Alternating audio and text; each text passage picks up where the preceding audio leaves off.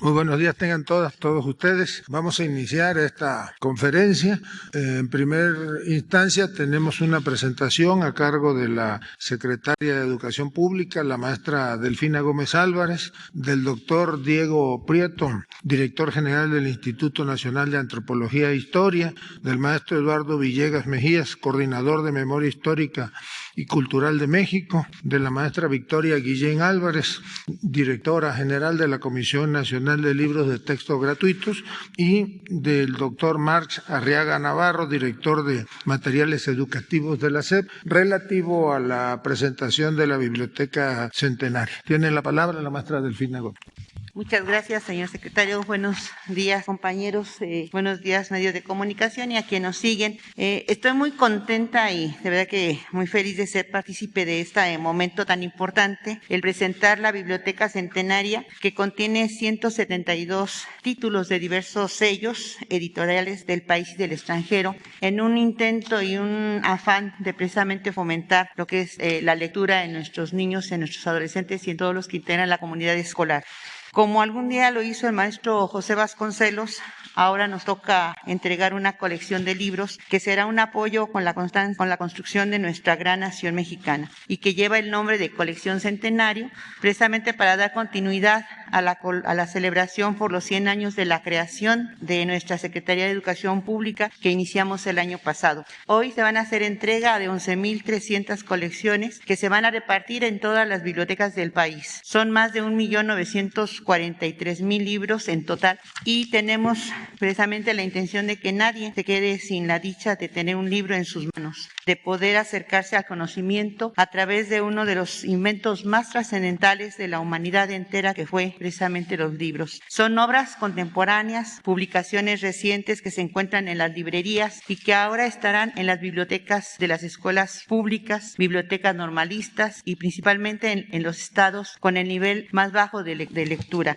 Estos libros llegarán a los niños, niñas y adolescentes del país, además del personal docente y madres y padres de familia que sin importar su origen, condición social o económica podrán acercarse al libro. Los temas que se consideraron para esta colección en esta primera etapa, porque la intención es que se siga, que año con año se siga fortaleciendo e incrementando estas bibliotecas, son el primero, fomento a la lectura, otra temática es fomento a la ciencia, tercera temática, temas socioemocionales, que es algo importante y prioritario por esto que hemos pasado de la pandemia, que nos ayudará mucho en estos tiempos, y 4, la tecnología.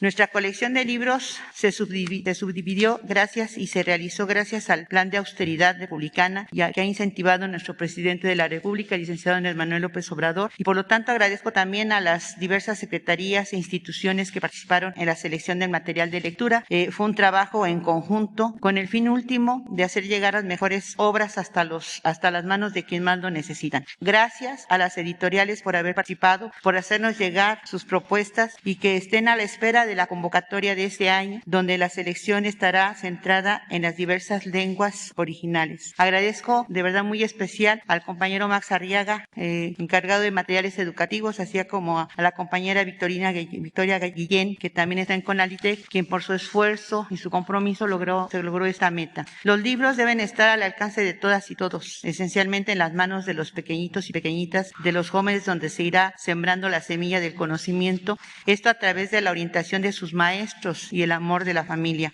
Un niño, un profesor, un lápiz y un libro pueden cambiar el mundo, como lo ha dicho Malala, Premio Nobel de la Paz. Por ello agradezco mucho el esfuerzo que han hecho todos y los invito a todos los que integran la comunidad escolar a que hagan uso y trabajen con estos libros que son tan maravillosos, que son producto del esfuerzo y la colaboración de un equipo de trabajo. Muchísimas gracias. Y pido ahorita a los compañeros que ya precisen alguna información sobre este tema. Gracias. Gracias, señor secretario. Muy buenos días a todas y a todos. En el breve espacio vamos a informar sobre un coloso, un gigante, que es la Comisión Nacional de los Libros de Texto Gratuitos. La Comisión Nacional de Libros de Texto Gratuitos, la CONALITEC, es el organismo público descentralizado de la Secretaría de Educación Pública encargada de la producción y distribución de libros de texto y materiales educativos destinados a las niñas, niños inscritos en el sistema educativo nacional de los niveles de educación básica. Actualmente, la institución es garante del derecho a la educación otorgado por el Estado mexicano. A través del artículo 3 constitucional, la educación debe ser laica, gratuita, inclusiva, pública y universal, y así la garantiza. Y el artículo 9 de la Ley General de Educación, la educación de cada persona con equidad y excelencia. La estructura orgánica de la CONALITEC para llevar a cabo esta gigantesca tarea consiste en una dirección general, una subdirección, una coordinación de administración, un titular del órgano interno de control, 6 direcciones de área, 11 subdirecciones de área, 24 jefaturas de departamento y 332 operativos en 3 sedes que son Rafael Checa en la Ciudad de México, en los almacenes de Tequesquinahuac y Querétaro. La CONALITEC para el ciclo escolar 21-22 se distribuyeron 162.226.278 libros de educación básica, 27.002.992 libros de complemento educativo y 2.687.124 en materiales de apoyo, que se integra por más de 1.200 títulos distintos, divididos de la siguiente manera. Para educación básica son 162.226.278 los distribuidos y los producidos son 165.765.837. Esta diferencia entre lo producido y lo distribuido corresponde a la reserva que la CONALITEC debe de tener para todas las situaciones que se presenten. El complemento educativo estuvo integrado por 225 títulos, se produjeron 27.054.450 ejemplares, se distribuyeron 27.002 ejemplares, 27.002.992. Y en apoyos tuvimos número de títulos 178, producción de ejemplares 1.953.600 y distribución de ejemplares 2.667.124. El total de reserva de estas 3 áreas fueron 195. Con la reserva, la producción fue de 195.078.284. La siguiente, por favor. Para lograr la meta de distribución se realizaron 2.761 viajes con 320 vehículos a 223 almacenes regionales y 123 centros de acopio en la Ciudad de México, divididos en 7 zonas de distribución a lo largo del país. Las zonas Pacífico con 238 viajes, el norte con 388, Golfo 453, Centro 634, Sur 364, Sureste 436 y la Ciudad de México con 248. El total de 2.761. Cada viaje tiene 1 o más destinos dependiendo de la ruta. La distribución incluyó la donación de 5,000 colecciones para el Instituto de los Mexicanos en el Exterior, material que se envió a 6 consulados coordinadores, Consulmex El Paso, Consulmex McAllen, Consulmex Caléxico y Consulmex Nogales y Laredo. También Consulmex San Diego, que se encuentran en estados fronterizos de México, mismos que atienden a 40 consulados en Estados Unidos. Para la distribución de los libros, queremos hacer un gran reconocimiento a nuestros complementos en cada uno de los estados que forman parte de la Secretaría de Educación en cada uno de ellos, que son los responsables únicos de distribución, ya que nosotros entregamos en almacenes centrales de cada estado y ellos se dedican a llevarlos a cada uno de los lugares para cubrir todo el país y que ningún niño ni niña inscritos en la Secretaría de Educación, en el gobierno federal, le falten un solo libro. Así es de que nuestro respeto a los RUTs que coloquialmente les llamamos. Y es cuanto. Secretaria. Buen día a todos. Antes de todo, la Dirección General de Materiales Educativos, el colectivo de maestros de educación básica, los normalistas, los mediadores de lectura, la Dirección General de Publicaciones de la Secretaría de Cultura y los bibliotecarios le desean al presidente su pronta recuperación y le agradecen el impulso que este gobierno realiza sobre el fomento a la lectura. Hace 3 años encontramos un país en donde la lectura crítica era una habilidad que solo se fomentaba en pequeños círculos de mexicanos privilegiados, dejando al gran pueblo mexicano rezagado en un analfabetismo funcional. Así encontramos las bibliotecas públicas abandonadas, las imprentas del Estado desmanteladas, la red de librerías de Educal endeudada al punto del colapso y un sinnúmero de programas editoriales con nulo impacto cultural o educativo, en donde el espíritu de todo lo que rodeaba al fomento a la lectura era un negocio que beneficiaba a alguna asociación civil, alguna revista, algún grupo de intelectuales.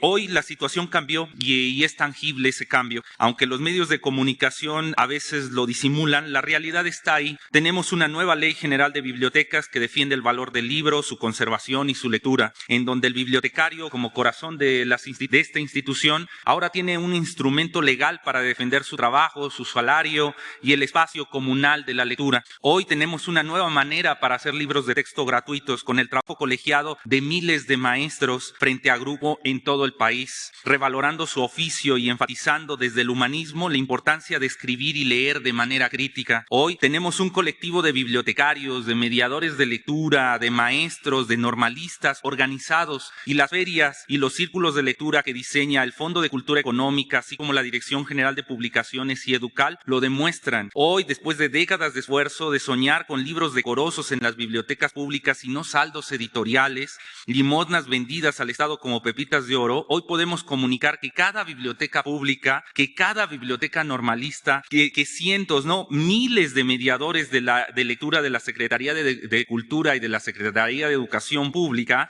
van a recibir, al igual que escuelas primarias y secundarias, recibirán 172 libros que son novedades editoriales, los cuales nos ayudarán a fomentar la lectura y la ciencia en todo el país. Nos ayudarán a llevar el libro hasta los últimos rincones, sin dejar a nadie rezagado. Este triunfo social lo soñó el joven Vasconcelos, lo soñó el joven Torres Bodet, lo soñó nuestro presidente y su esposa, la doctora Gutiérrez Müller, así como lo soñamos en la Estrategia Nacional de Lectura. Y por fin, después de luchar y vencer 1000 obstáculos, lo logramos. Por eso, esto solo es el inicio. Estas colecciones seguirán llegando a las bibliotecas, así que bibliotecarios, maestros, normalistas, mediadores de lectura, mexicanos, lectores todos, aquí la Biblioteca Centenaria. En el video se tocará a detalle.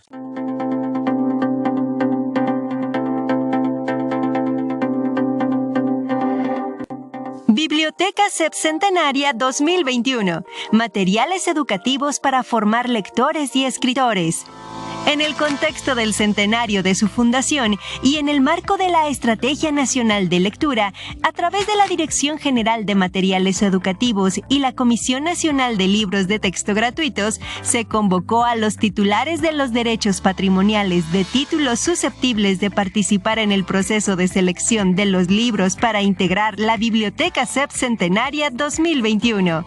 La selección de materiales se enfocó en títulos sobre temas relevantes, como el fortalecimiento del aprendizaje de lengua materna, español, pensamiento matemático y ciencias, así como el desarrollo de habilidades socioemocionales y habilidades digitales en el contexto de la pandemia de COVID-19. En el proceso participaron 545 sellos editoriales de 33 países, los cuales registraron un total de 9.341 títulos.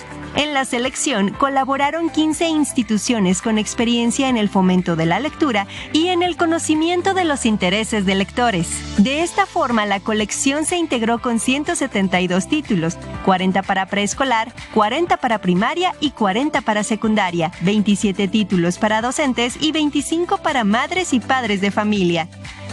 El objetivo de la Biblioteca SEP Centenaria es llevar al libro y la lectura más allá del contexto escolar, para tejer una red donde participen promotores y mediadores de las salas de lectura, promotores culturales de la comunidad y bibliotecarios de las bibliotecas públicas. Una biblioteca para todas y todos. Leamos juntos en comunidad. Pues esta es la Biblioteca Centenaria que presenta la Secretaría de Educación Pública para todos los mexicanos. Gracias. Con permiso, secretario.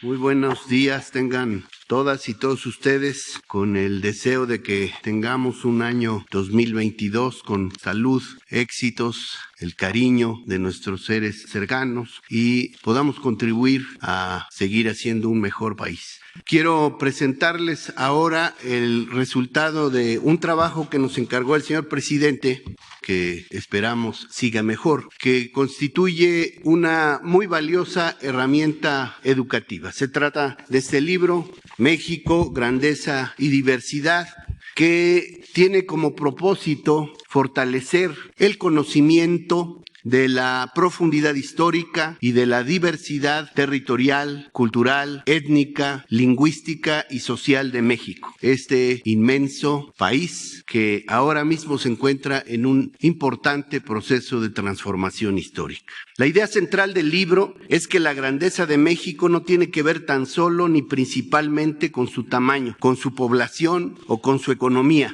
sino sobre todo con su diversidad cultural y natural, con la fuerza de las civilizaciones que nutren su larga historia, con la inmensa riqueza de sus territorios, con la determinación de sus pueblos que aún en las peores adversidades han sabido resistir con valor, creatividad e ingenio y forjar esa nación capaz de mantenerse unida y vital en su pluralidad, y con la profundidad de los valores que a lo largo de los siglos han nutrido los empeños y las luchas de las mujeres y los hombres de México: la justicia, la libertad, la soberanía, la comunalidad, la lealtad, la equidad, la fraternidad, la paz y el respeto por la tierra y por la vida. Por ello hemos ideado este libro, para pensar nuestro país en su grandeza y diversidad, a 200 años de la consumación de su independencia y 500 años de la toma de México Tenochtitlan por las huestes de Cortés y sus aliados, y a 3 años de que iniciara esta difícil pero necesaria transformación de México para recuperar la vida y la alegría de la nación por la senda de la justicia, la pluralidad, la democracia, el diálogo y el interés común. El libro es resultado del trabajo de más de 30 especialistas de diversas disciplinas e instituciones, del INA, de la Universidad Nacional Autónoma de México, del Instituto de Estudios Históricos de las Revoluciones Mexicanas, de la Universidad Autónoma Metropolitana, del Colegio de México, de la Universidad Autónoma de Querétaro, en diversas disciplinas que contribuyen a un conocimiento antropológico, geográfico, histórico de nuestro país. Cada uno aportó sus saberes para ofrecer un panorama general de la memoria y el devenir, el ser y el transcurrir de México, desde su conformación territorial hasta el desenvolvimiento de las sociedades y procesos históricos que nos explican como nación, desde el pasado, en el presente y de cara al porvenir. Se trata de un libro histórico y antropológico, pero no es una historia oficial, porque en una sociedad democrática y plural no hay historias oficiales. La historia es el resultado de la acción y la lectura que hacemos entre todos, en el diálogo abierto, la libertad de las ideas y el pensamiento crítico. Se trata de un libro integrado que nos ofrece un amplio panorama de lo que es y ha sido México, ese México profundo del que hablara Guillermo Bonfil en su diversidad y su enorme densidad histórica y cultural. Este libro entonces hace un recorrido desde la constitución de los paisajes y territorios de México, la formación de los primeros grupos humanos, la domesticación de especies alimenticias, la milpa, el maíz y la conformación de pueblos, los olmecas como los primeros maestros, la diversidad del México antiguo, la importancia de la cultura y la cosmovisión de los mexicas, la conquista de México Tenochtitlan, la formación de lo que fue la Nueva España y los 3 3 siglos de ocupación española de nuestro territorio, el impacto de la conquista, el mundo colonial, la independencia de México, las intervenciones extranjeras, la reforma liberal y la disputa por la nación, el porfiriato, este periodo de crecimiento, pero también de profunda desigualdad, la construcción de la antigüedad mexicana en el siglo XIX, la revolución y sus impactos en la sociedad mexicana, las instituciones a las que la revolución dio lugar, el siglo XX como un periodo de progreso, desigualdad y lucha democrática, la pluralidad étnica, lingüística y cultural de México para finalmente instalarnos en el momento actual en que estamos construyendo esta nueva esperanza. Este libro se editó en 120,000 ejemplares para su distribución gratuita entre los profesores de secundaria que imparten historia, civismo y ciencias sociales. También se distribuirá o se está distribuyendo gracias a la colaboración de la Secretaría de Educación Pública, la Comisión Nacional de Libros de Texto Gratuito, Materiales Educativos y, por supuesto, la Secretaría de Cultura, en las bibliotecas escolares de primarias y secundarias, en las bibliotecas municipales, en la red de bibliotecas de la Secretaría de Cultura y, además de esta edición de 120,000 ejemplares, el Fondo de Cultura Económica está por sacar a la venta una edición adicional de 10,000 libros para que todo el público lo pueda adquirir. En la presentación que se ha presentado para dar cuenta del capitulado de este importante, de este interesante libro, pueden también encontrar el QR en el que pueden tener la descarga gratuita del libro para que todos los interesados puedan conocer este material, y le voy a pedir al director de medios del INAH que les obsequie como obsequio del presidente en este año nuevo un ejemplar de México, grandeza y diversidad. Es cuanto. Muchas gracias, colegas del gabinete, señor secretario. Eduardo Villegas, coordinador de Memoria Histórica y Cultural de México. Estoy aquí para presentar a medios este libro que hemos intitulado Historia del Pueblo Mexicano. Este libro, en los siguientes minutos lo que haré es presentar a grandes rasgos su contenido y hablar acerca de qué haremos con el mismo.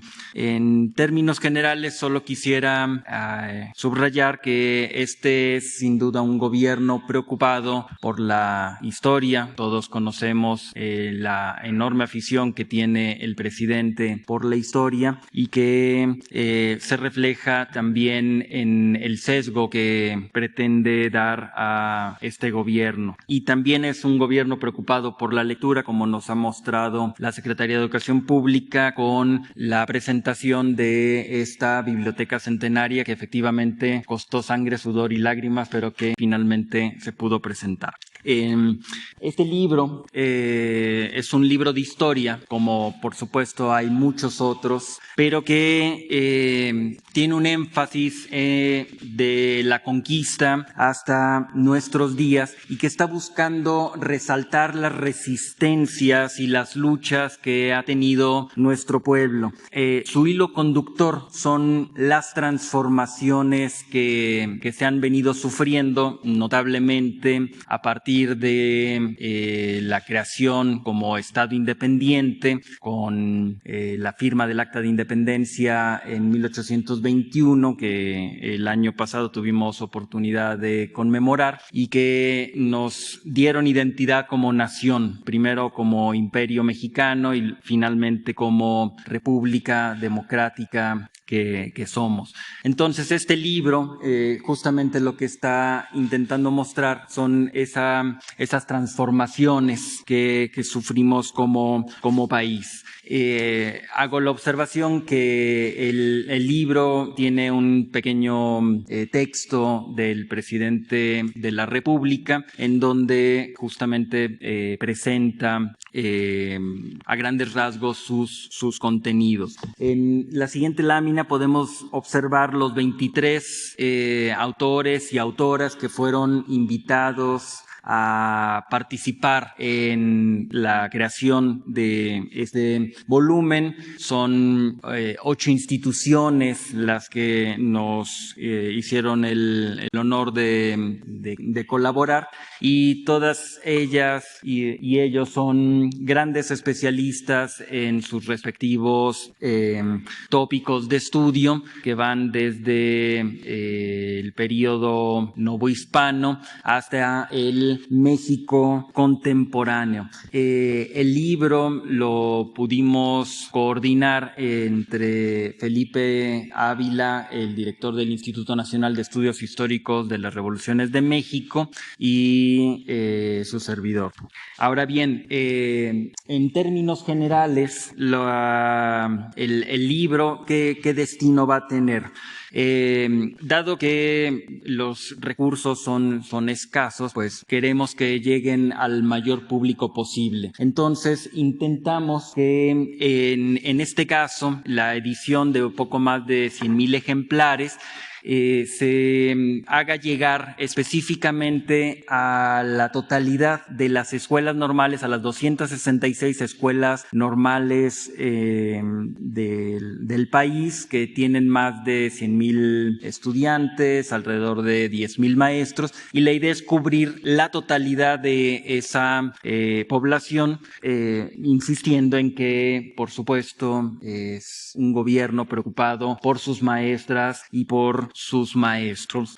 La inversión fue de poco menos de 3 millones de pesos, y participaron la propia Presidencia de la República, la Secretaría de Cultura, la Lotería Nacional, la Secretaría de Educación Pública y Talleres Gráficos de México. En la siguiente lámina podemos ver la distribución que se va a tener, que empezará el 31 de enero. Haremos una entrega simbólica en Amilcingo, en Morelos, pero a lo largo de las siguientes semanas y hasta la primera semana de abril serán distribuidas directamente las profesoras, los profesores, las estudiantes, los estudiantes de las escuelas normales del país. Ahora bien, dado que este es un libro en físico que llegará a todas estas personas, quien lo quiera también consultar lo podrá hacer en el siguiente enlace que ustedes pueden ya en este momento consultar para que puedan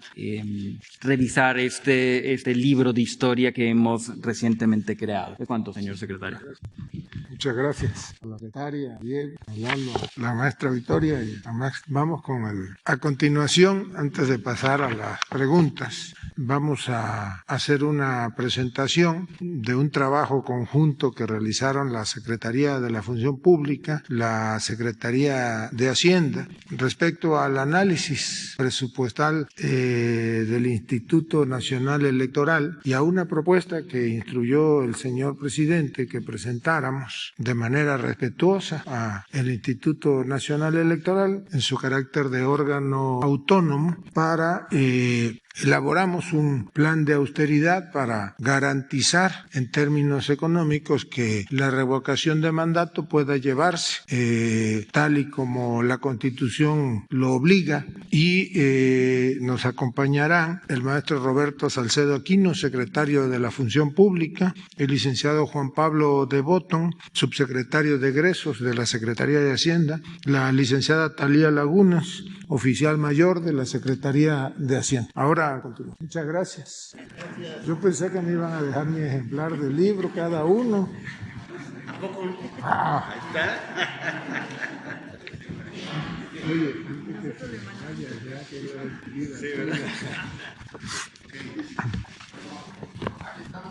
sí, se les van a distribuir los ejemplares de los libros a quienes hoy nos acompañan.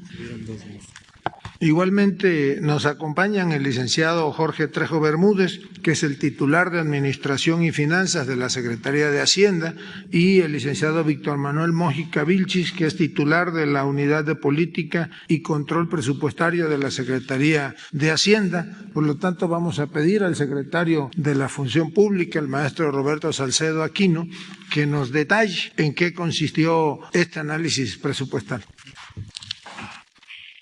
Desde los inicios de la actual administración, la política de austeridad republicana combatió el dispendio, la suntuosidad y la frivolidad a expensas del erario. Promovió un ejercicio de los recursos públicos que asegurara la generación de ahorros sin comprometer los objetivos nacionales ni las metas institucionales. Los entes públicos redujeron sus estructuras orgánicas y ocupacionales en plazas de mando, de enlaces y de gabinete de apoyo hasta en un 30%, y solo se autorizaron secretarios particulares a los titulares de las dependencias y el servicio de choferes se limitó a subsecretarias, subsecretarios y sus superiores, y se eliminaron las plazas de dirección general adjunta. Se redujeron los sueldos comenzando por el presidente de la República, en un rango que fue del 50 al 12%, asegurando que ningún funcionario recibiera un sueldo mayor al presidente de la República. Se suprimieron las pensiones y regímenes especiales de retiro, de separación individualizada o colectiva, así como de seguros de gastos médicos y seguros de vida, excepto lo dispuesto en decretos o en disposiciones específicas. Se suspendieron los gastos superfluos en viajes, comidas, telefonía y se eliminaron las delegaciones de las dependencias federales en el extranjero. Solo se adquirieron insumos estrictamente necesarios, una vez constatada la no existencia en el almacén por medio de un contrato marco celebrado por la Secretaría de Hacienda. Se evitaron derroches en los servicios de energía eléctrica, agua, gasolina e insumos financiados por el erario. Tampoco se autorizaron remodelaciones por cuestiones estéticas ni se compró mobiliario innecesario. La austeridad republicana es un modo de vida democrático sustentado en el interés general y en la sobriedad de la vida pública. Si se adopta como una política de Estado, ampliándose también a los órganos gubernamentales independientes del Ejecutivo, la austeridad republicana tiene el potencial de asegurar que los recursos públicos se utilicen con el objeto real de lograr el máximo beneficio a la ciudadanía y atender los mandatos populares. Es con ese ánimo que se presenta, con todo respeto, el siguiente ejercicio de austeridad en el Instituto Nacional Electoral, siguiendo la política establecida en la Ley Federal de Austeridad Republicana. Con su permiso, secretario. Bueno, primero que nada, mencionar que este fue pues un ejercicio que se realizó de manera conjunta por la Secretaría de Función Pública y la Secretaría de Hacienda, destacando el apoyo de la Oficialía Mayor, para pues tratar de transferir un poco de la experiencia que se ha tenido con la política de gasto que se ha implementado en el Gobierno de la República, en el Ejecutivo Federal, y que pues ha permitido una mayor eficiencia del gasto público que nos permite poder pues destinar los fondos necesarios para el desarrollo. Mencionar que la Cámara de Diputados en su facultad única autorizó al INE un presupuesto de 19.736.6 millones de pesos para 2022. Sin considerar las asignaciones para revocación de mandato y consulta popular, el INE cuenta con 830 millones de pesos adicionales a su presupuesto normal, los cuales en su caso podrían ser destinados para las acciones de revocación de mandato y consulta popular de forma complementaria a las medidas de austeridad que el Instituto proponga llevar a cabo en su gasto operativo. A partir de ajustes similares a los que se han aplicado en materia de austeridad en las dependencias y entidades de la Administración Pública Federal, se realizó este ejercicio conjunto entre la Secretaría de Función Pública y la Secretaría de Hacienda, que es un ejercicio de ahorros que presentamos de manera respetuosa porque el INE es un órgano autónomo que presenta directamente su presupuesto a la Cámara y la Cámara en su facultad única lo aprueba. Que resulta en una disponibilidad de recursos para el INE estimada de 2.792 millones de pesos. Estas medidas de austeridad aplicadas por el Ejecutivo Federal han permitido liberar este tipo de fondos y ejemplos de estas medidas son algunas que se aplicaron desde el inicio de la administración en 2019. Aplicar el nuevo tabulador de sueldos y salarios para servidores públicos de mando y enlace, es decir, la parte superior. Suprimir pagos para los seguros de gastos médicos mayores y de separación individualizado de mandos medios y superiores, así como diversos ajustes en el gasto de operación, de acuerdo a los criterios de la ley de austeridad. Si podemos pasar a la siguiente. En cuanto a sueldos y salarios, el ejercicio muestra un ahorro de 718.8 millones de pesos. Estas medidas, yo creo que es muy importante mencionarlo, no afectan al personal operativo ni sindicalizado, ni implican reducir plazas de ningún tipo. En particular, la aplicación del nuevo tabulador de sueldos y salarios brutos para los servidores públicos de mando y de enlace de las dependencias y sus equivalentes a las entidades representaría una eficiencia por 130.3 millones de pesos. Existen bonos por apoyo en elecciones, que es un ajuste a los estímulos de personal, que representaría 150 millones de pesos. Asimismo, pues la cancelación del seguro de gastos de médicos mayores y la cancelación del seguro de separación individualizada, tal como se hizo en el gobierno federal, representarían 131.6 millones de pesos y 306.9 millones de pesos respectivamente, que serían liberados. Quizá solo a manera de ejemplo, mencionar que en la administración pública se han tenido, a partir de la cancelación de estos últimos dos rubros, ahorros anuales por alrededor de 8.155.9 millones de pesos y ahorros totales, si consideramos el presupuesto partiendo del 2019, incluyendo el PEF de 2022, por alrededor de 32.623.9 millones de pesos. Son medidas que el Ejecutivo Federal ha tomado desde el inicio de la administración y que han presentado estos ahorros que se mencionan. Pasando al siguiente punto, en cuanto al gasto de operación, mencionar que el presupuesto aprobado en gasto de operación para el INE asciende a 4.596.5 millones de pesos.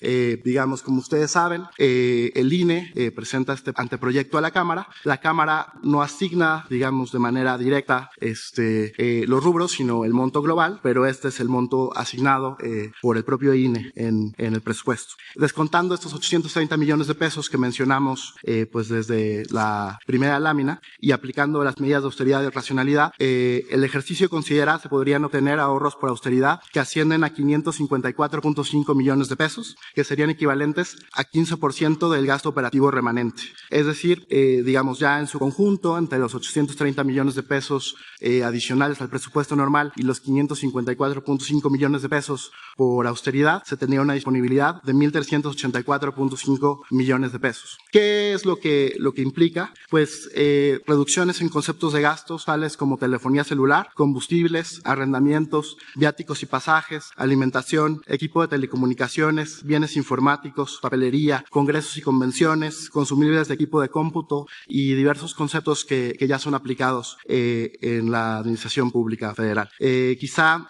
solamente como ejemplo y mencionando un poco cómo se ha llevado en el ámbito federal este concepto, mencionar que de manera consistente se ha reducido el gasto operativo del gobierno federal y del Ejecutivo Federal a partir de 2018. Particularmente, el gasto operativo a Secretarías de Estado ha tenido una disminución de un nivel que se tenía en 2018, que de 204.420 millones de pesos pasó a 169.467 millones de pesos. Es decir, del 18 al 19 hubo una reducción relevante de 34.953 millones de pesos.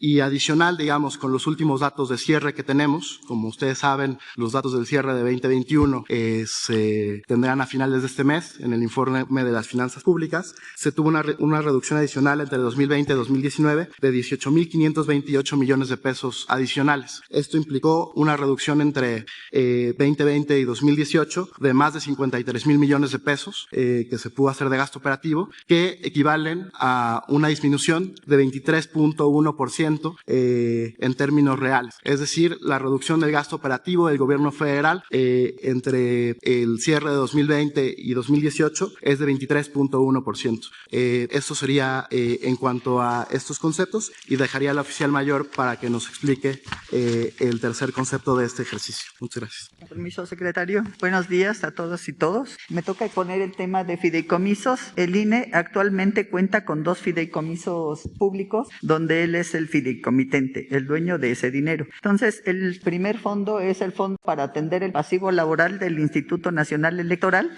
Cuenta con un saldo disponible al 30 de septiembre de 534 millones. El fideicomiso Fondo para el Cumplimiento del Programa de Infraestructura Inmobiliaria y para la Atención Ciudadana y Mejoramiento de Módulos del Instituto Nacional Electoral cuenta con 826 millones de pesos al 30 de septiembre, dando un gran total de 1.360 millones de pesos. Ustedes se preguntan preguntarán de dónde vienen estas cifras. Estas cifras las obtuvimos de una publicación que hizo el INE en el Diario Oficial de la Federación, ya que hay un mandato establecido en el artículo 12 de la Ley de Presupuesto y Responsabilidad Hacendaria. Entonces, yo creo que por el mes de enero estará publicando los saldos al cierre del ejercicio. Del ejercicio que hicimos, tanto la Función Pública como la Secretaría de Hacienda, estimamos que al 31 de diciembre tendrá un saldo disponible que puede dar para la revocación de mandato por 869 millones de pesos. Ese saldo disponible es una estimación que hicimos nosotros y estamos descontando todo el presupuesto comprometido que pudiera tener el INE al cierre del ejercicio presupuestal. La siguiente lámina, por favor. La disponibilidad total, de acuerdo a lo que acaba de comentar el secretario, en sueldos y salarios tendríamos un gran total de 719 millones de pesos, en gasto de operación 1.384 millones de pesos, en los fideicomisos que acabamos de comentar 869 millones de pesos, dando un esfuerzo de 2.972 millones de pesos. Cabe precisar que con estas medidas no se ven afectadas la entrega de recursos por concepto de prerrogativas a los partidos políticos, ni tampoco se reducen plazas de ningún tipo, ni para el personal de estructura, ni para el personal operativo y sindicalizado. Eso sería todo, secretario. Muchas gracias. Pues el resultado de este ejercicio conjunto que se ha presentado, pues le daría al Instituto Nacional Electoral una disponibilidad de 2.972 millones, y yo menciono que en el transcurso de hoy vamos a enviar toda esta información, esta propuesta, este análisis al Instituto Nacional Electoral para que nosotros lo hacemos de manera respetuosa, pues ellos puedan revisar el ejercicio y tomar las medidas de austeridad relativas a garantizar la totalidad, el ejercicio total de la revocación del mandato. Sí, buenos días, secretario. Hans Salazar, de Noticiero en Redes. De acuerdo a lo expuesto que se ha dado por parte de los servidores públicos de Hacienda, de la Función Pública, primer pregunta sería, con este planteamiento que ya se había anunciado de tiempo atrás por el propio presidente, ¿se descarta entonces la petición que ya formalizó el INE de pedir 1.700 millones o se seguirá haciendo ese análisis de qué respuesta se le va a dar o esta misma es la respuesta? Y por otro, ¿qué opinión le merece, secretario, que el día de ayer uno de los consejeros, concretamente el consejero Ciro Murayama, prácticamente se refirió a las vacunas como dádivas en el tema de el regreso del dinero por parte de Morena para que se puedan comprar vacunas, que eso ya se ha anunciado desde antes, se ha negado, pero en este sentido se están refiriendo? Esas serían mis primeras dos preguntas y ahorita me perdí otra. Bueno, primero señalar que esta no es la respuesta a alguna petición que haya hecho el Instituto Nacional Electoral o que esté por hacer, no la conocemos. La resolución del Tribunal Federal Electoral obliga al Instituto Nacional Electoral a hacer una revisión presupuestal, a tomar las previsiones necesarias y en todo caso tiene la facultad de solicitar a la Secretaría de Hacienda una ampliación de recursos presupuestales para el ejercicio de revocación de mandato, y a la Secretaría de Hacienda de manera vinculativa le señala que estará obligada, si llega la solicitud, a dar una respuesta fundamentada de la razón de la misma. Vamos a esperar que llegue de manera oficial, aunque nosotros desde ahora sostenemos que el presupuesto público de la Federación pues está muy comprometido. Hay que garantizar los programas sociales, hay que garantizar el gasto en salud, el gasto en educación, y también que hemos analizado, este equipo de trabajo ha analizado de manera interna que no hay precedente en la historia de los presupuestos públicos de que se le haya otorgado una ampliación presupuestal a los órganos autónomos, de tal manera que esto, que es una respetuosa sugerencia, una invitación al Instituto Nacional Electoral a que lo revise y en todo caso pudiese adoptar las medidas de austeridad. Sin embargo, nosotros vamos a esperar, la Secretaría de Hacienda pues esperará que de manera formal le llegue alguna notificación si es que el Instituto Nacional Electoral decide hacerlo. Si el INE rechaza esta propuesta, no se le agregará más. Bueno, este es, como lo decimos, un ejercicio que se presentó desde las áreas a las que compete el manejo presupuestal, a unos el manejo y a la Secretaría de la Función Pública la vigilancia de que el presupuesto público se aplique de manera correcta, pero es decisión y nosotros respetamos la decisión del Instituto Nacional Electoral en todo caso de adoptar o no estas medidas. Y respecto a la declaración de Ciro Murayama y el rechazo de recibir los recursos del partido Morena, que lo devuelve para la compra de vacunas y decir que son dádivas y que eso no se permite, bueno, ¿qué postura tiene usted? Bueno, no conozco de manera puntual la declaración del consejero Murayama, pues es libre de expresarse de esa manera, y yo creo que pues cada uno de nosotros, cada expresión que hagamos en ejercicio de la libertad, pues viene dando idea de la autoridad moral que uno puede tener para opinar por diversos temas. Yo no la conozco, pero en todo caso, con lo que me menciona, pues desde luego que no compartimos una expresión de ese tipo. Y por último, secretario, yo quiero preguntarle, ha habido manifestaciones, no solo el día de ayer, por parte de la ENA, la Escuela Nacional de Antropología e Historia, le han pedido concretamente mesas de trabajo para poder estar discutiendo su pliego petitorio, lo que están solicitando, que ya en algunos casos ya se han estado difundiendo. Preguntarle si esta mesa de trabajo ya está puesta o se va a instalar, porque incluso están rechazando que sea directamente directivos de el INAH, que es, entiendo yo, que de quien depende la Escuela Nacional de Antropología. En este caso, usted, como secretario de Gobernación, ¿ha dado ya apertura a esta mesa de trabajo o definitivamente está en otro tipo de tratamiento esta petición, exigencia por parte de la Escuela Nacional, bueno, de estudiantes y profesores? Bueno, aquí está el maestro Diego Prieto, que es el director del Instituto Nacional de Antropología e Historia.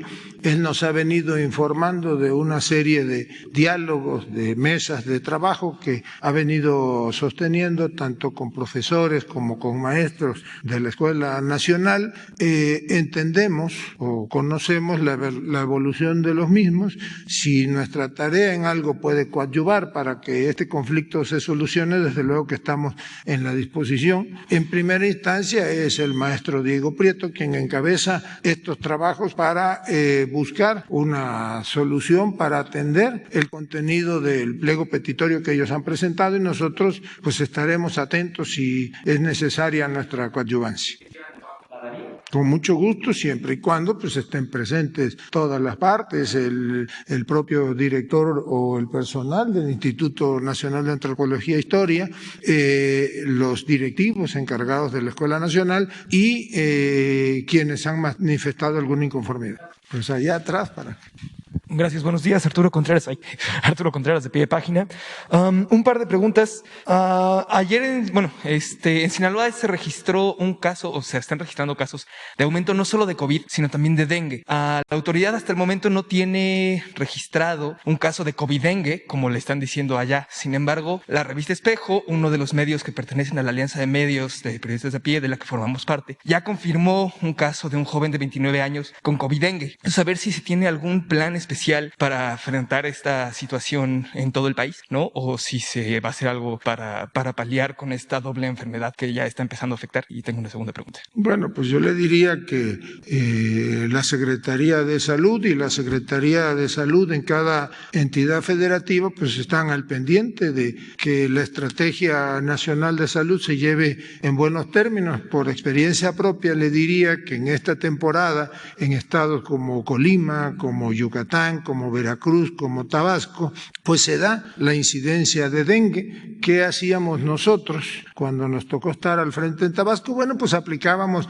un programa de prevención que consistía en fumigación con vectores, que era prácticamente casa por casa, y fumigación aérea. Esto se hace prácticamente en todos los estados del país donde hay históricamente alta incidencia de dengue en estas temporadas. El dengue tiene dos temporadas de prevalencia, es los meses de enero y de febrero, febrero y posteriormente a finales de agosto, principios de septiembre, pues la Secretaría de Salud, como le decía, federal y las secretarías de los estados están al pendiente de que tanto el dengue como otras enfermedades, incluso de carácter infeccioso, pueden ser prevenidas. No tenemos nosotros el reporte del COVID-dengue, como le llama, a veces es una expresión popular porque es COVID y al mismo tiempo alguien puede contraer el dengue en lo que está en resguardo, pero ahora que se presente el pulso de la salud la semana próxima,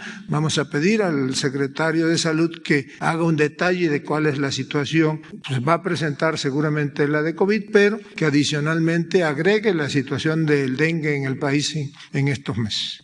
Gracias. Y una segunda pregunta. Ayer el gobierno de Estados Unidos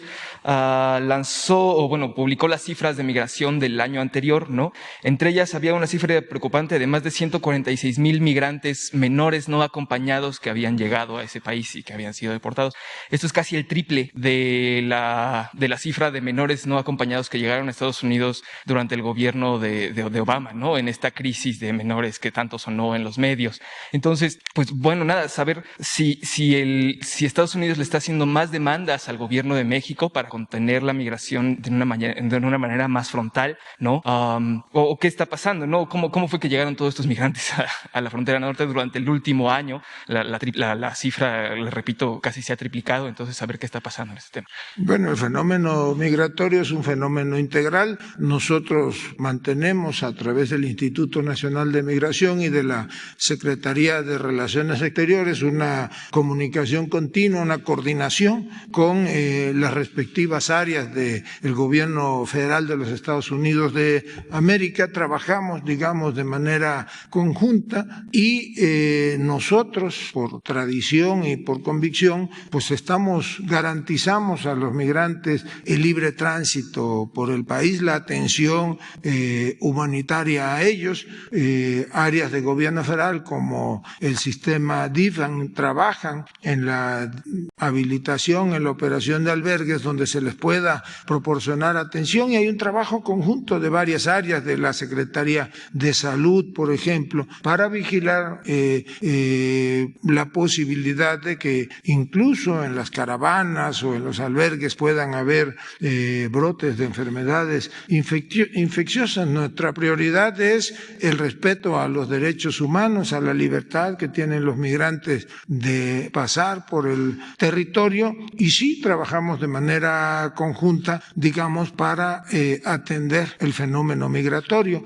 Ha habido un incremento, y esto es mundial, del fenómeno migratorio mundial, a raíz de adecuaciones locales, pues se ha dado un aumento en el número de menores que intentan llegar a otros países de África, por ejemplo, hacia países europeos, y en el caso de los países de Centro y de Sudamérica, desde luego que ha habido un incremento, y nosotros lo que procuramos en primera instancia es que los menores puedan estar acompañados y no puedan ser debidamente atendidos en su paso por el territorio nacional. Buenos días, secretario. Judith Sánchez Reyes, corresponsal de Imagen del Golfo de Veracruz. Secretario, en este arranque de 2022 se ha acentuado la violencia en algunas entidades del país, entre ellas Zacatecas y Veracruz. De hecho, en este último estado, pues hemos visto escenas de cuerpos que han sido dejados a pie de carretera. La semana pasada, 9 fueron apilados en la carretera estatal Isla Santiago-Tuxtla. Y días después, también esta misma escena se dio en una de las carreteras del municipio de Atoyac, todos con signos de tortura y mensajes a funcionarios estatales. En este sentido, preguntarle cómo entiende el gobierno federal y la instancia que usted encabeza este tipo de hechos. Cuando dejaron 10 cuerpos en una camioneta frente al Palacio Municipal de Zacatecas, el presidente comentó que esto era una provocación. Preguntarle si usted coincide en este posicionamiento y si en un momento dado se está analizando realizar una estrategia adicional de seguridad en Veracruz. Bueno, desde luego que coincidimos con el diagnóstico del señor presidente,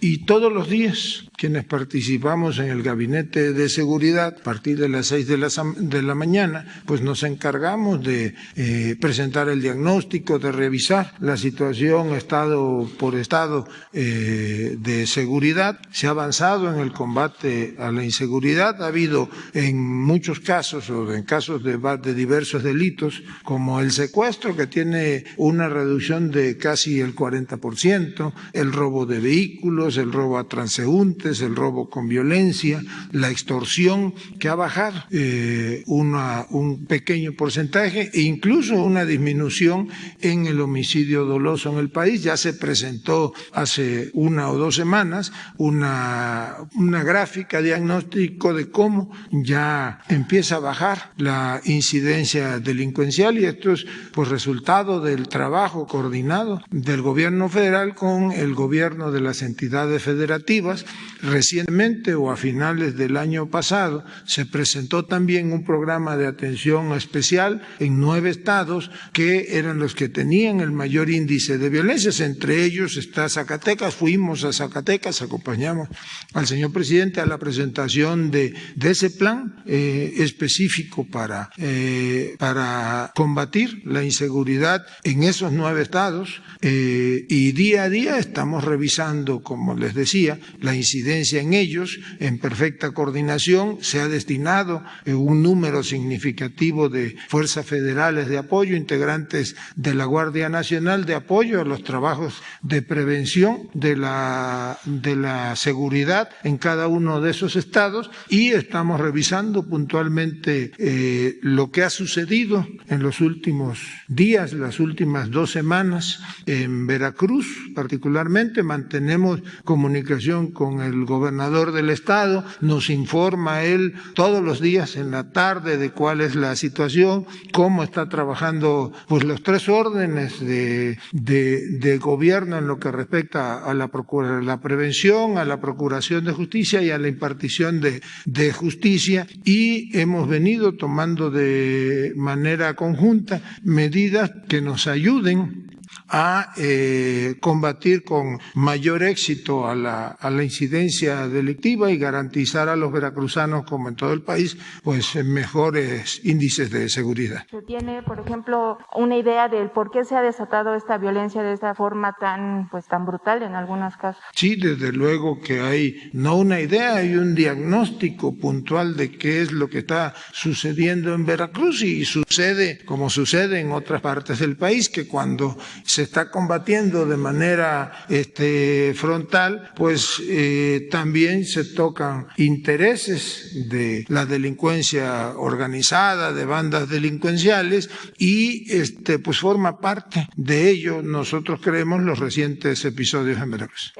En otro tema, secretario, sobre estos tráileres que transportan a migrantes de manera ilegal, ¿se está diseñando algún método para poder ubicarlos justamente antes de que sean protagonistas de estos percances viales? Hemos visto lo que sucedió en Chiapas hace unos días, también en Veracruz. Al final del día, estas redes de tráfico de personas pues han buscado la manera de evadir, ¿no?, los retenes de seguridad, de vigilancia, ¿no?, de detección de migrantes. En este caso, por ejemplo, usando en algunos casos logotipos de dependencias federales.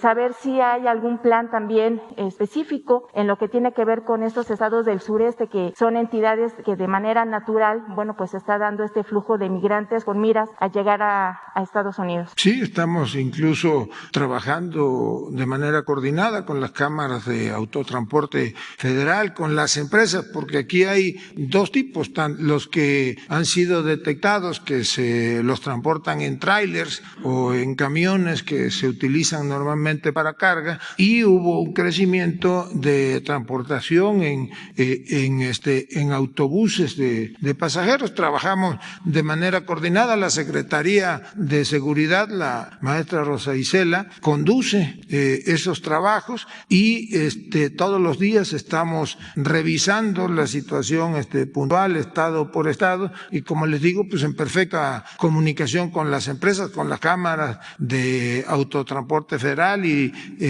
las organizaciones de empresas que se dedican al transporte de pasajeros, y se revisa diariamente cuál es el estatus de esto. Muchas gracias. Buenos días, secretario. Pedro Domínguez, de Milenio. Preguntarle primero una pequeña precisión. Mencionaba hace unos minutos que estaba el presupuesto federal muy comprometido, es decir, que de primer momento se estaría descartando ya esta ampliación presupuestal al Instituto Nacional Electoral, dado estos compromisos que tiene el presupuesto federal ya. O sea, ¿es un descarte ya de inicio? Bueno, vamos a esperar primero que llegue, si es que llega la petición del INE, y en todo caso lo que este grupo de trabajo ha venido analizando, se concluye que no hay posibilidades, no hay margen en el presupuesto de egresos de la Federación que permita destinar cantidades adicionales a una ampliación presupuestal de un órgano autónomo, además de que ya mencioné que no hay un registro de que haya sido en la historia de la evolución de los presupuestos de egresos anuales se le haya otorgado una ampliación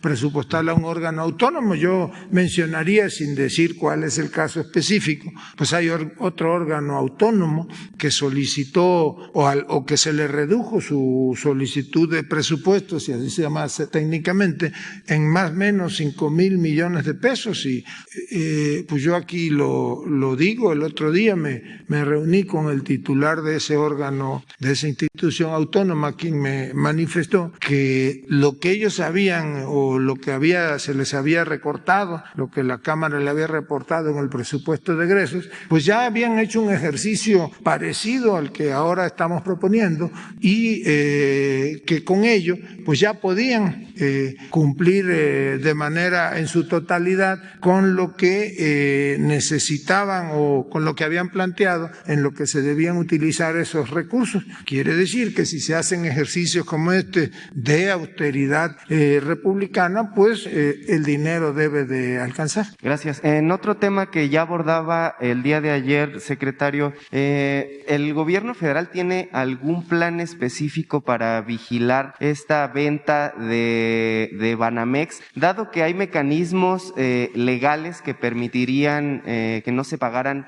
impuestos al momento de hacer la transacción, tal como ocurrió en 2001 cuando justamente Citigroup adquiere Banamex, que por diferentes mecanismos no se paga el impuesto sobre la renta? En esta ocasión, ¿están buscando algún mecanismo legal o tienen en mente alguna vigilancia específica para que se garantice que haya un pago de impuestos por la venta de Banamex? Bueno, primero decirle que de aquella fecha o de la fecha de aquella operación ahora, pues ya hay instrumentos legales que permiten que en operaciones bursátiles se pague, de venta de acciones se pague el correspondiente impuesto. La situación, digamos, tributaria ahora es distinta. Ayer la Secretaría de Hacienda emitió un comunicado en el cual manifestaba cuál era la postura del gobierno federal, de la Secretaría de Hacienda específicamente, respecto a la posible venta de Citibank. No es un retiro de operaciones en el país, porque en todo caso, pues si se concretiza la venta, seguirá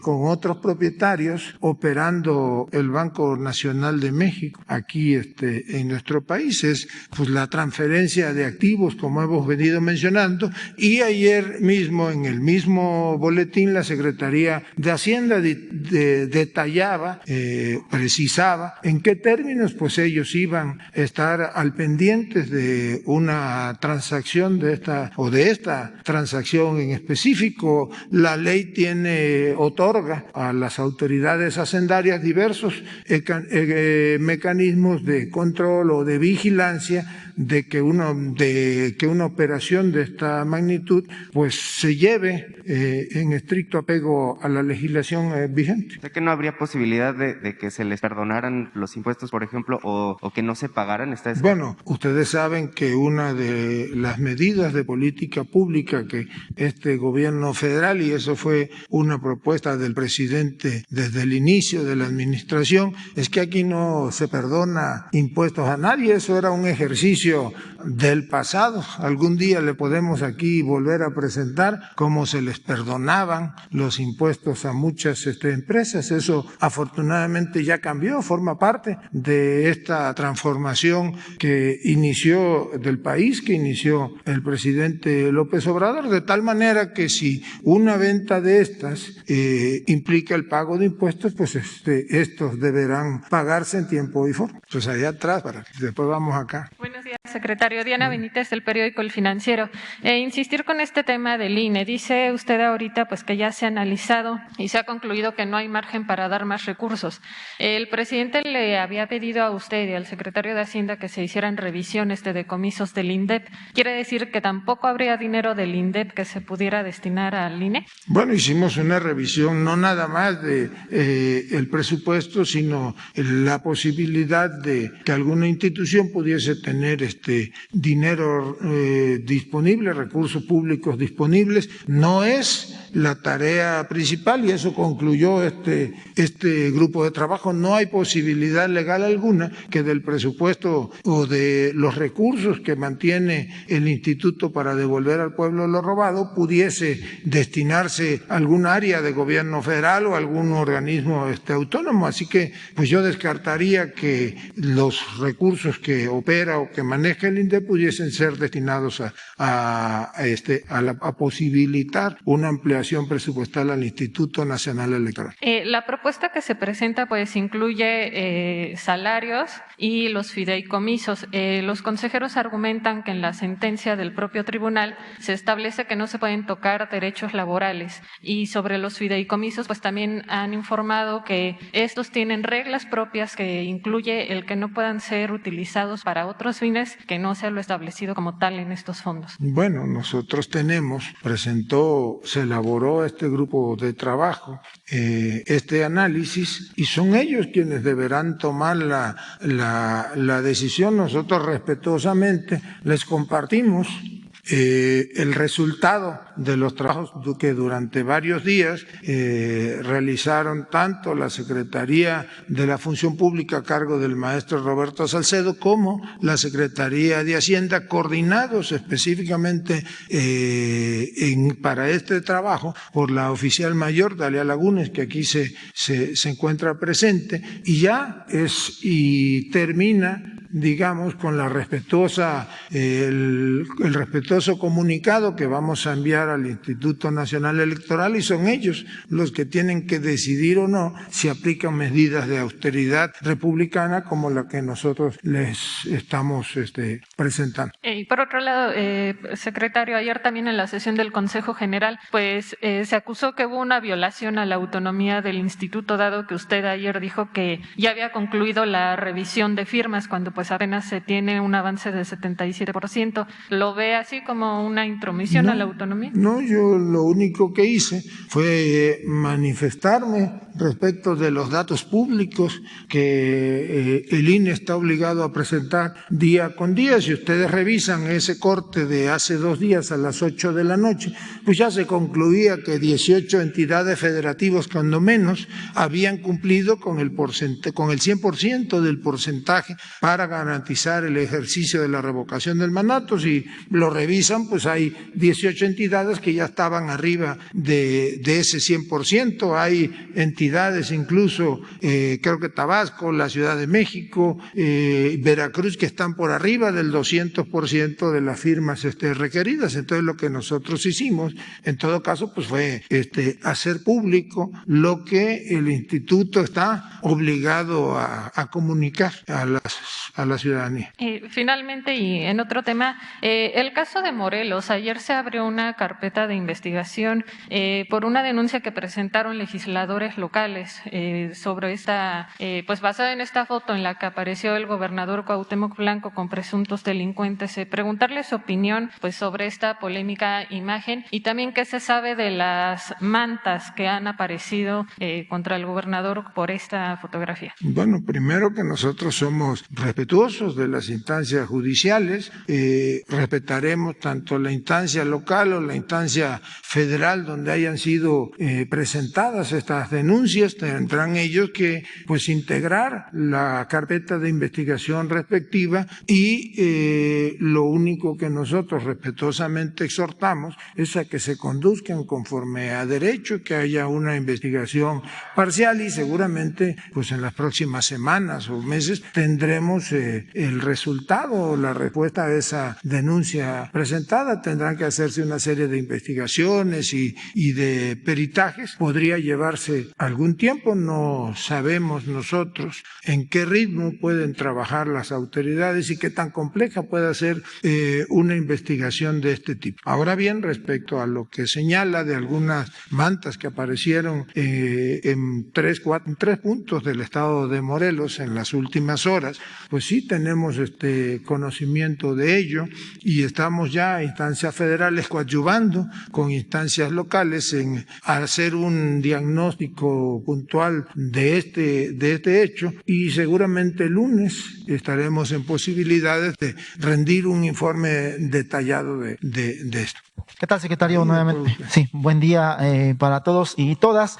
Pues de inicio, pues preguntarle el reporte del presidente López Obrador es algo obligado, es un asunto, reitero, de seguridad nacional, saber la salud del primer mandatario de esta nación. ¿Qué nos puede comentar de esto? Bueno, que el presidente está muy bien, manteniendo el protocolo sanitario tal y como está establecido, al pendiente de todo. Ayer incluso tuvimos 2-3 reuniones con presencia virtual. Una de ellas le dimos a conocer el resultado de este trabajo, y muy al pendiente del estado que guarda la administración pública federal, y pues nosotros esperamos que en los próximos días pueda ya estar totalmente restablecido y pueda físicamente pues acompañarnos, por ejemplo, en estas reuniones. ¿Se mantiene el pronóstico de que puede ser lunes o martes, señor secretario?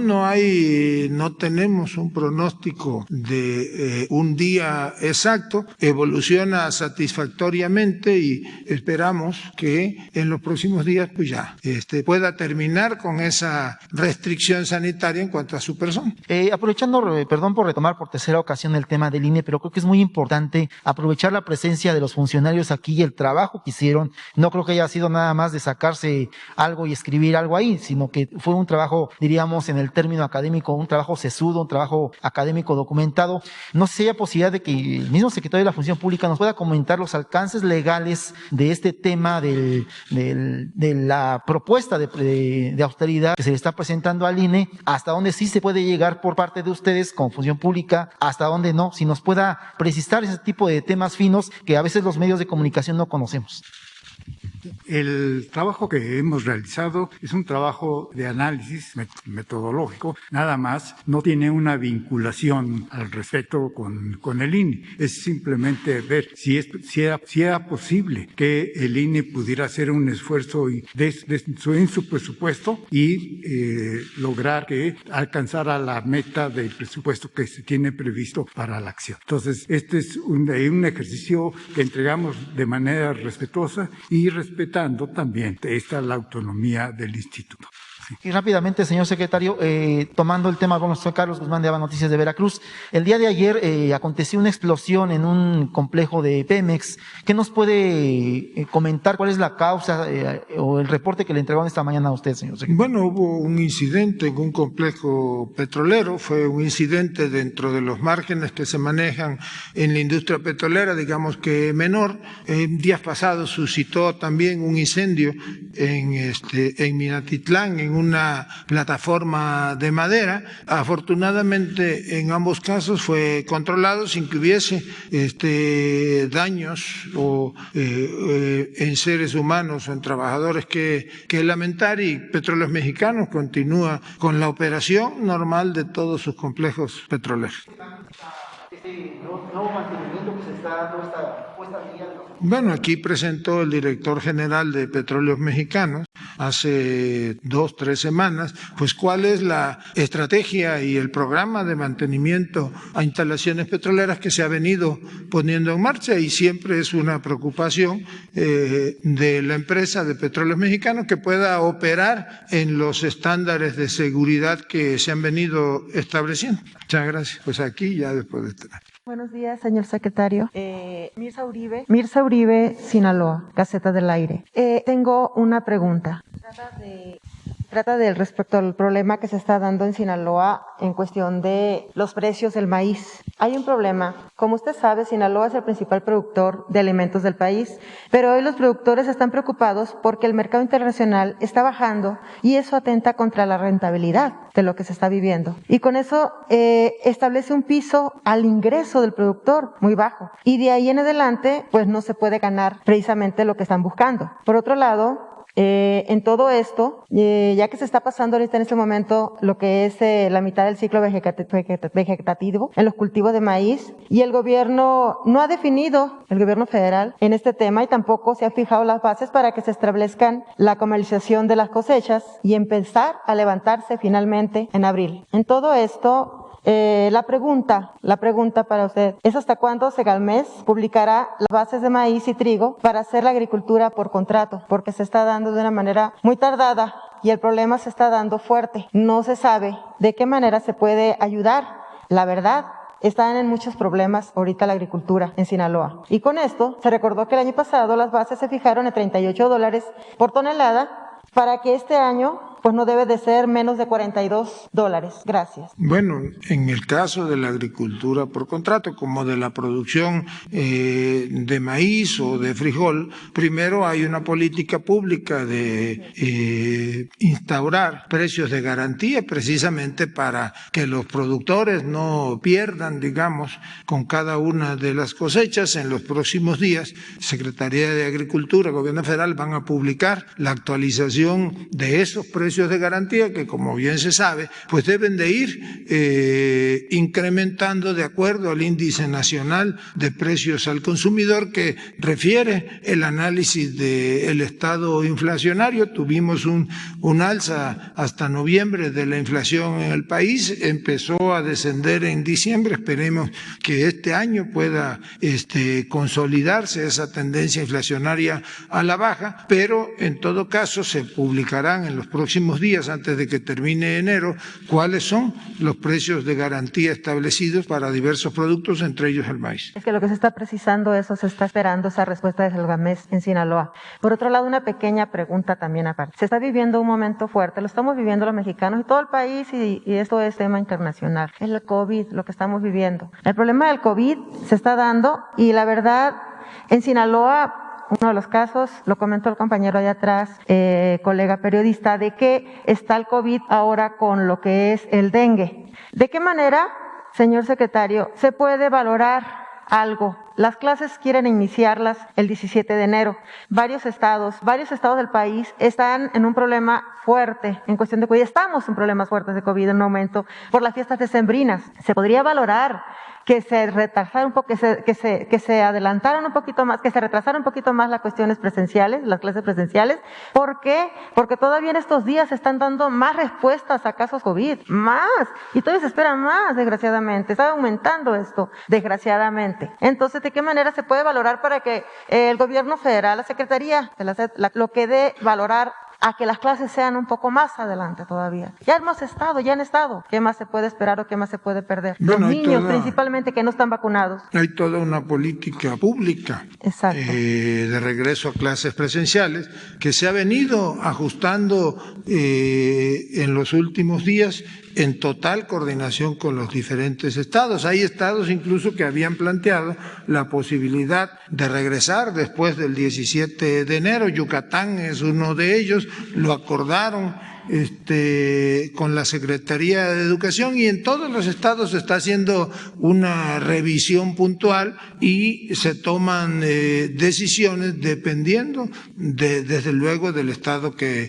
guarda la pandemia. Lo que ayer dio inicio, digamos nacionalmente, por ejemplo, que fue dentro del Plan Nacional de Vacunación, en aplicar la vacuna de refuerzo a los maestros, al personal educativo, es parte de esa política pública de atención a la situación de la pandemia. Recuerden que la manera más efectiva de protegernos, de ganar la batalla de la pandemia, pues es que podamos estar vacunados, y afortunadamente México es de los países que mayor número de vacunas ha tenido en disponibilidad, 202 millones de vacunas que hemos aplicado, un plan nacional de vacunación acorde a los estándares internacionales que han sido definidos por la Organización Organización Mundial de la Salud o por los organismos reguladores, y ahora mismo estamos aplicando la vacuna en primera dosis a los niños, a los adolescentes a partir de los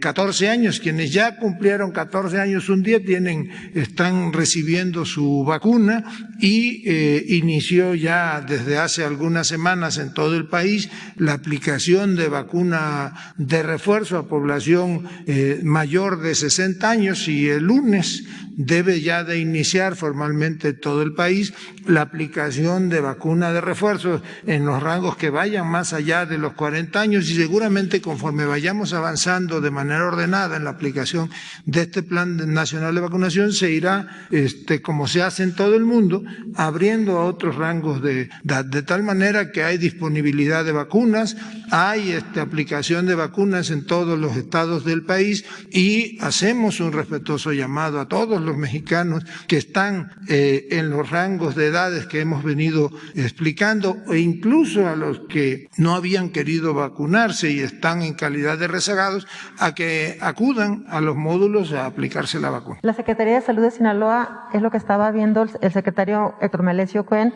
y ese es el problema por la cuestión de que varios de los integrantes de lo que es el gabinete del gobernador Rubén Rocha Moya están desgraciadamente afectados sobre esta situación del COVID de varios secretarios. Entonces esa era la pregunta, que si se podía valorar eso. Bueno, un gobierno estatal como un gobierno federal no lo integran nada más los secretarios. Hay en el caso de la vacunación, pues hay una estrategia de vacunación que personal de la Secretaría de Salud, de instancias locales, federales, todos participan en la aplicación de este Plan Nacional de Vacunación. Gracias. Buenos días, secretario. Arturo Pavón, corresponsal de Chapucero Network en la Ciudad de México. Pues en las empresas privadas y debe ser también en las instancias de gobierno, siempre que va a haber un reclutamiento y se requieren algunos puestos de trabajo, se hacen diferentes exámenes. Uno de ellos son los psicométricos, donde se mide si efectivamente está en capacidades psicológicas para poder ejercer un empleo, un reclutado, pues, un propuesto. Entonces, en este caso, vimos que ayer, desde la semana pasada, y parece que ya ha sido una constante, que el presidente consejero del INE, Lorenzo Córdoba, con todo respeto, pierde muy fácilmente la cabeza ante la presión que se está ejerciendo sobre él. En la propuesta de la reforma electoral, ¿sería posible, a su punto de vista, sería posible que se haga mucho énfasis para checar la salud emocional de cualquiera de los consejeros que lleguen y sobre todo el consejero presidente? Bueno, hay disposiciones constitucionales, hay requisitos constitucionales para ocupar diversos cargos en la administración pública federal, en las administraciones estatales, en los órganos autónomos. Pues yo tengo entendido que para ser consejero del Instituto Nacional Electoral, pues hay toda una serie de requisitos que cumplir, y seguramente los hoy consejeros cumplieron a cabalidad con ello. No veo, al menos yo, que haya que ir más allá de esos requisitos constitucionales, pero seguramente cuando se presente la reforma electoral, pues la iniciativa de reforma es un tema que habrá que revisarse. Sí, porque a lo largo de la historia ha habido grandes líderes que han perdido la cabeza, pues realmente por diferentes circunstancias. En este caso, pues da la impresión que eso está sucediendo, y a lo mejor ante un periodo tan largo en su puesto, tal vez hacer revisiones periódicas. Muchas gracias. Como segunda pregunta, ¿cuál es su opinión, usted como secretario de Gobernación, acerca de que Salinas Pliego, el presidente de Banco Azteca, se propone, o él intentaría en algún momento comprar Citibanamex o Banamex, siendo que él debe pues aproximadamente 30,000 millones de pesos a la hacienda pública? ¿Sería merecedor tal vez de un premio como ese? ¿Qué opina usted? Bueno, yo creo que todos los mexicanos, incluso los extranjeros, personas privadas o personas morales, pues pueden en ejercicio de sus derechos participar en una propuesta para comprar, en este caso lo que refiere de Citibanamex, y pues qué bueno que México sea un país de libertad autoridades y que todos quienes tengan posibilidad de participar en una operación de este tipo puedan hacer. Y ya para finalizar, perdón, secretario, si ha habido alguna evaluación por parte de COFEPRIS o de Profeco sobre Henry, que son las pruebas que ya han sido retiradas en Europa y que son las que se están implementando aquí por parte de algunas entidades. Perdón, es que no se escuchó bien. Perdón, si la COFEPRIS o Profeco ya hicieron algún análisis acerca de las pruebas para detectar el COVID que ha comercializado Henry, que es un laboratorio en Europa y que ya han sido rechazadas por dar falsos positivos y que son las que están utilizando aquí algunos funcionarios. Bueno, la COFEPRIS puntualmente, diariamente, se encarga de vigilar el manejo. Ellos van a estar el martes en lo del pulso de la salud y el procurador Sheffield va a estar el lunes en quién en los precios y les pediremos que rindan un informe pormenorizado de esto. Pues a ver ya, Diego, para terminar, que no se queje. Buenos días, señor secretario. Buenos días a todas y a todos. Diego Elías Cedillo, de Tabasco Hoy, Campeche Hoy, Quintana Roo y Diario Basta del Grupo Cantón. Señor secretario, recientemente el presidente de la República comentó que la policía de la Ciudad de México iba a poder tener injerencia hasta cierto punto en la seguridad del Estado de México y viceversa, mediante una estrategia de seguridad basada en la coordinación y en el buen entendimiento entre ambos gobiernos, derivado también de múltiples cuestiones de inseguridad, como la de el paisano famoso en su momento. Entonces, señor secretario, yo le preguntaría, usted que es el encargado de la política interna del país, ¿cuál sería su opinión de la estrategia de seguridad que mantiene la Ciudad de México? Y si se tiene previsto crear alguna especie de seguridad pública metropolitana en la que se cree una sinergia entre todos los gobiernos estatales y se evite esta burocracia de no poder pasar las fronteras en un área conurbada como es el Valle de México. Gracias. Bueno, ustedes recordarán que a finales del año pasado hubo 2 reuniones de seguridad, una que fue un domingo en el Estado de México, en la cual el gobernador del Mazo ya explicaba que había una estrategia estatal de seguridad y que había la aplicación de manera conjunta de programas o de estrategias, de compartir estrategias con el gobierno de la Ciudad de México y que mantenían interpolicías mucha comunicación, compartían información, tenían acceso incluso a los centros de videovigilancia, tanto la policía del Estado de México en esas áreas de la policía de la ciudad y viceversa, que trabajaban de manera coordinada, sobre todo para evitar el crecimiento de la delincuencia en lo que se conoce como zona metropolitana. Posteriormente hubo otra reunión aquí con la jefa de gobierno de la ciudad que reiteró la disposición. Trabajan muy coordinados y eso desde luego que ayuda a que se le vaya ganando la batalla a la delincuencia y nosotros esperamos que ellos, respetando, ¿verdad?, la autonomía de los estados, puedan seguir trabajando de esa manera. Gracias, secretario. Y ahora, a poco menos de 5 meses de que el señor presidente tuvo a bien invitarlo a la Secretaría de Gobernación, ¿cuál sería el resumen que usted tiene del trabajo que se ha venido dando desde el Palacio de Cobián, tomando en cuenta también que varios columnistas opositores al gobierno incluso han hablado bien de su gestión al frente de la Secretaría de Gobernación? Entonces, secretario, muy brevemente, ¿cuál sería ese resumen que usted daría de su gestión desde ese momento en que lo vimos llegar por puerta 8 del Palacio Nacional al día de hoy? ¿Cuáles han sido los momentos más álgidos? ¿Cuáles han sido los momentos en los que usted ha podido